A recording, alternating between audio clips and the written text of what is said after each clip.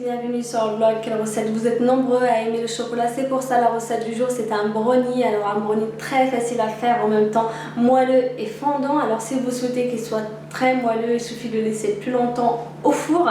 Je vais d'abord commencer par vous présenter les ingrédients, ensuite je vais passer à la préparation. Pour les ingrédients, il vous faut 200 g de beurre mou, 170 g de sucre, 80 g de farine, 4 œufs, des noix qu'il faudra ensuite écraser, 300 g de chocolat noir qu'il faudra ensuite faire fondre au bain-marie. Je vais d'abord commencer justement par faire fondre le chocolat au bain-marie.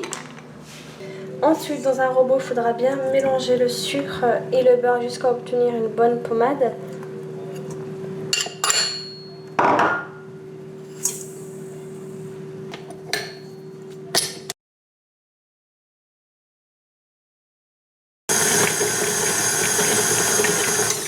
Alors dès que vous obtenez une pommade, il faudra ensuite ajouter les œufs un par un.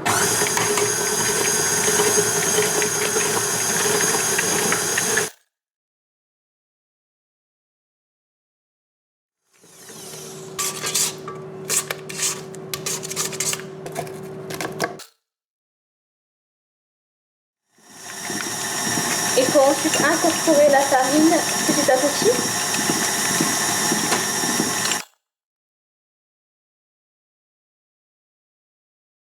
Ensuite, il faut rajouter le chocolat fondu au bain-marie.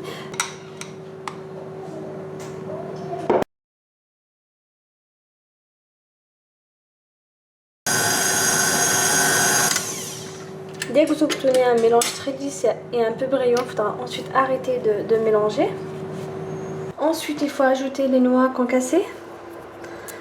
Vous pouvez les écraser à l'aide d'un mixeur, sinon vous pouvez très bien le faire à la main. Il faut bien mélanger.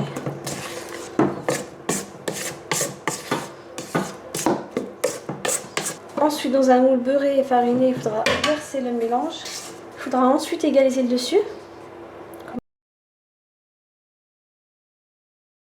Ensuite, il faut enfourner le gâteau pendant 15 à 20 minutes, maximum 20 minutes à 180 degrés. Bien sûr, il faut bien surveiller la cuisson. Il ne faut surtout pas le laisser très longtemps au four, sinon vous allez obtenir quelque chose de très sec. Alors dès que c'est cuit, il faudra ensuite bien le laisser refroidir avant de le découper.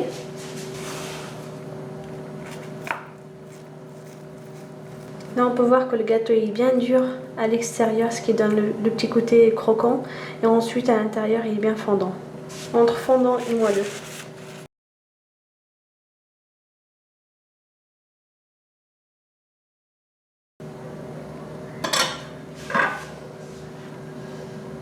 Alors voilà, comme on peut le voir, on voit que de ce côté est bien moelleux et à l'intérieur il est bien fondant.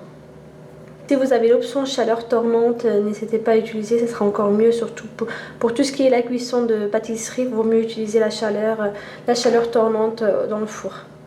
Voilà pour tous les ingrédients, vous pouvez les retrouver sur mon blog quellerecette.com. Vous pouvez aussi retrouver d'autres recettes de gâteaux. N'hésitez pas à vous abonner pour plus de recettes et à très bientôt. Ciao!